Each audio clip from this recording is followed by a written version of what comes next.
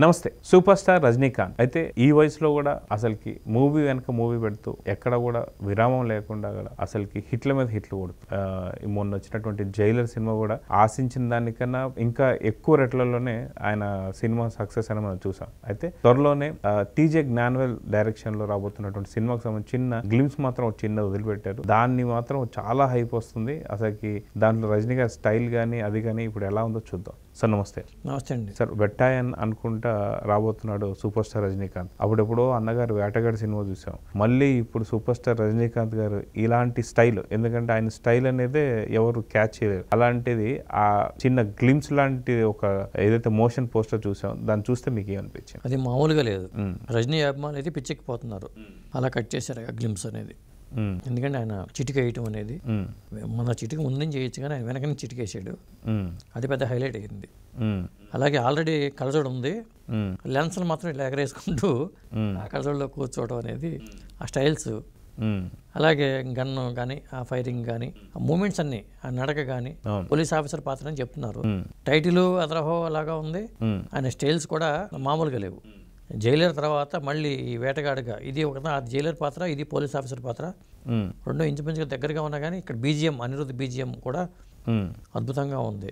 జై భీమ్ తర్వాత టీజీ జ్ఞానవేల్ డైరెక్షన్లో వస్తున్న సినిమా మీద భారీ అంచనాలు ఉన్నాయి. ఎందుకంటే దీంట్లో ఒకళ్ళు కాదు కదా, ఫహద్ ఫాజిల్ మలయాళంలో మంచి పెద్ద పేరున్న నటుడు, ముఖ్యంగా బిగ్ బి అమితాబ్ 33 సంవత్సరాల తర్వాత వీళ్ళిద్దరు కలిసి చేస్తున్న సినిమా. మన రాణా ఉన్నాడు. ఇట్లా ప్యాడింగ్ పరంగా చూసుకున్నా, సినిమా క్వాలిటీ పరంగా చూసుకున్నా కానీ ఇది ఒక పాన్ ఇండియా స్థాయిలోనే రూపొందుతుందన్న భావన కలిగింది. టైటిల్ పరంగా చూసుకుంటే ఏ టైటిల్ పెడతారు ఏంటి అనేది మాత్రం ఇంకా క్లారిటీ రాలా. ఓకే, సో తమిళ్లో మాత్రం వెట్టాయన్ అని చెప్పి వచ్చింది, అంటే అర్థం వేటగాడు అన్నట్టు. సో తెలుగులో కూడా సేమ్ ఇదే ఉండొచ్చు అంటారా, లేదా ఇదే ఉండే అవకాశం ఉంది, లేదా వేట అని పెట్టొచ్చు. వేట సినిమా ఆల్రెడీ ఉంది, చిరంజీవి గారి వేట ఉంది. వేటగాడు బాజీగారి సినిమాని, షారూక్ ఖాన్ బాజీగారి సినిమాని రాజశేఖర్తో వేటగాడిని తీశారు, అదొక వేటగాడు. ఇక ఎన్టీ రామారావు గారిది ఎంత పెద్ద హిట్ చెప్పలేము, అలా వేటగాడు. ఆ వేటగాడనే పెడతారేమో అనుకుంటున్నాను నేనైతే. ఎందుకంటే టైటిల్ హీరో మీద రావాలి కాబట్టి వేటగాడు ఉంటేనే అవుతుంది. వేట అంటే మళ్ళీ హీరో ఇది కుదరదు కాబట్టి. ఇంకోటి డైలాగ్ కూడా ఉంది దీంట్లో, వేట మొదలైందంటే అక్కడ ఆపకూడదనే డైలాగు.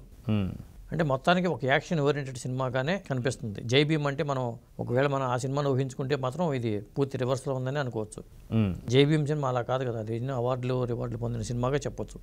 అయితే టీజే జ్ఞానవేల్ జై భీమ్ తర్వాత మాత్రం చాలా మంచి పేరు తీసుకొచ్చుకున్నారు, రివార్డ్స్ చాలా వచ్చాయి. అయితే ఇలాంటి జై భీమ్ లాంటి సినిమా ఏదైతే ఉందో, ఈ సినిమాకి ఎటువంటి సంబంధం లేకుండా వస్తున్నటువంటి ప్రాజెక్ట్ ఇది వెట్టాయన్. సో ఈ వెట్టాయన్లో అమితాబ్ బచ్చన్, రానా కావచ్చు, ఫహద్ ఫాసిల్ కావచ్చు, ఇలా అందరూ ఉన్నారంటే కంటెంట్ చాలా స్ట్రాంగ్ ఉంది అనుకోవచ్చు. కంటెంట్ చాలా స్ట్రాంగ్, భారీ అంచనాలు అయితే ఉన్నాయి. సాధారణంగా ఒక ఆర్ట్ ఫిల్మ్ లాగా, ఎందుకంటే మనకు కొన్ని సినిమాలు చూసినప్పుడు ఆ డైరెక్టర్ మీద ముద్ర పడిపోద్ది. ఈ డైరెక్టర్ ఇలాంటి సినిమాలు తీస్తాడు కాబోలు అనుకుని ముద్ర పడుతుంది. కానీ అతను బయటపడిపోయాడు. ఇది రజనీకాంత్ సినిమా లాగా ఉంది. ఆ గ్లిమ్స్ చూస్తే మాత్రం మనకి అసలు ఎక్కడ మళ్ళీ ఆ జై భీమ్ ఇది ఫ్రేమ్ కనిపించాల. ఇప్పుడు మనకి ప్రశాంత్ సినిమా చూడండి, దానికి దీనికి దగ్గర పోలికలు ఉంటాయి. ఇలా కొంత డైరెక్టర్ ఏంటంటే దాని నుంచి బయటపడరు. కానీ జ్ఞానవేల్ ఏం చేశాయంటే అసలు జై భీమ్ పోగడలు ఎక్కడా కనపడలేదు దీంట్లో. కొద్దిగా మన అన్నం ఉడికింది తెలియదు చెప్పాలంటే ఒక మెతుకు పట్టుకుని చూసి చెప్పొచ్చు అంటారు. ఈ సినిమాలో చిన్న గ్లిమ్స్ తోనే అర్థమైపోతుంది ఈ సినిమా ఏ స్థాయిలో ఉండబోతుంది అనేది.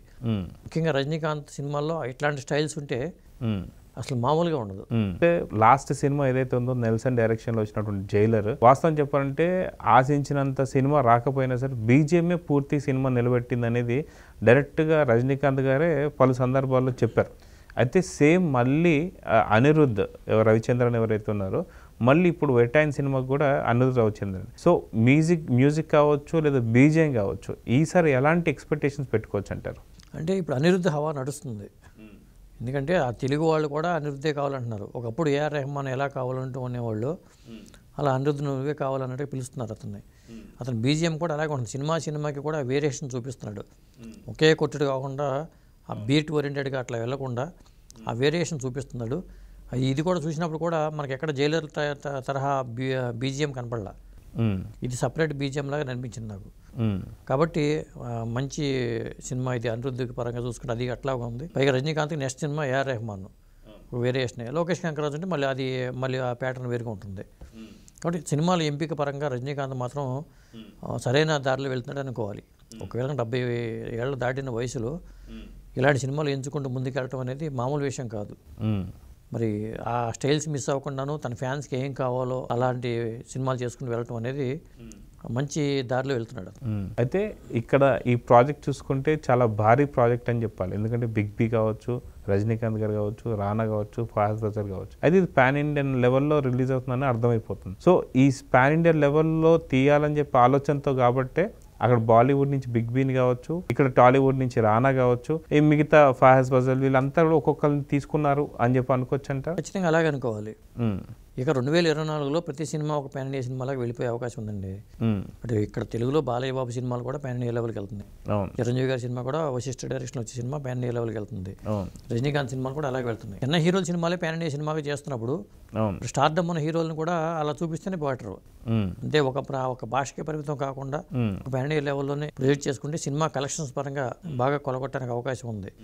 ఇప్పుడు రజనీకాంత్ సినిమా ఇప్పుడు దాకా 1000 కోట్లు కొలగొట్టిన సినిమా లేదు. ఎందుకంటే 600 కోట్లు 700 కోట్లతో నా జైలర్ సినిమా 700 కోట్లతో వచ్చి ఆగిపోయింది. 1000 కోట్లు క్లబ్లోకి రజనీకాంత్ సినిమా కూడా రావాలనే కోరిక ఆయనకి ఉంటుందిగా. కాబట్టి రజనీకాంత్ కూడా అలాగే వెళ్తున్నాడు. ఇప్పుడు లాల్ సలాం సినిమా ఏంటంటే అది చిన్న క్యామియో రోల్ అని చెప్తున్నారు. ఆ సినిమాని పక్కన పెడితే లోకేష్ కనకరా సినిమా ఖచ్చితంగా అనుకున్న లక్ష్యాన్ని 1000 కోట్లు దాటేలాగానే ఆ సినిమా ఉంటుంది. సో మొన్న ఎటువంటి భారీ అంచనాలు లేకుండా వచ్చినటువంటి ఒక జైలర్ కావచ్చు, అదే 700 కోట్లు కలెక్ట్ చేసినప్పుడు ఈ టీజే జ్ఞానోల్ సినిమా కావచ్చు, ఎందుకంటే ఇంత పెద్ద పెద్ద స్టార్స్ ఉన్నారు కాబట్టి దానికి ఒక 1000 కోట్లు ఎక్స్పెక్ట్ చేయొచ్చు అంటారా? ఎందుకంటే లోకేష్ కనకరాజ్ది మాత్రం ఖచ్చితంగా అది ఎల్సీ ఫార్మాట్ కాబట్టి వచ్చే అవకాశం ఉండొచ్చు. సో టీజే జ్ఞానోల్ సినిమాకు కూడా అవకాశం ఉందంటారా? ఖచ్చితంగా ఉంటుంది.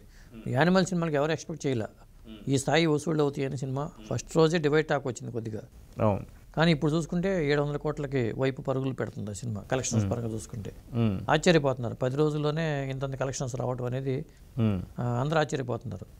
డివైడ్ సెకండ్ హాఫ్ మీద డివైడ్ టాక్ ఉన్నా కానీ చూస్తున్నారు. మరి డైరెక్టర్ మీద అంచనాలు తప్పు అవ్వలేదు. ఎందుకంటే అతను అనుకున్నట్టుగా తీసాడు, సక్సెస్ అయ్యాడు అక్కడ. ఇక్కడ సినిమా సక్సెస్కి కారణం ఏంటి? డబ్బులు వస్తే చాలు.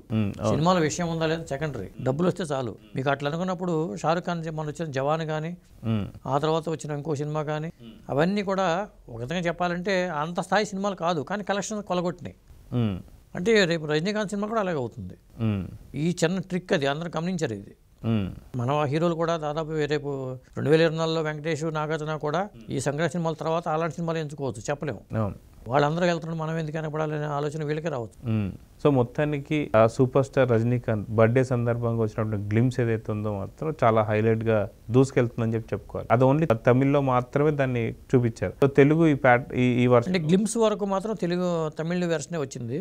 ఎందుకంటే వాళ్ళు అసలు దీన్ని అంటే ఎవరు రైట్స్ తీసుకుంటారని తెలియదు కాబట్టి బహుశా ఆ బాధ్యత వాళ్ళు తీసుకోవాలి. రేపు ట్రైలర్ టీజర్ వచ్చినప్పుడు ఖచ్చితంగా వాళ్ళు అవి చేస్తారు. ఎందుకంటే అది ఆ భాషలో చేస్తారు. ఇంత పెద్ద ఖర్చు అయ్యే వ్యవహారం కాదు కాబట్టి అవి కూడా చేసేస్తారు.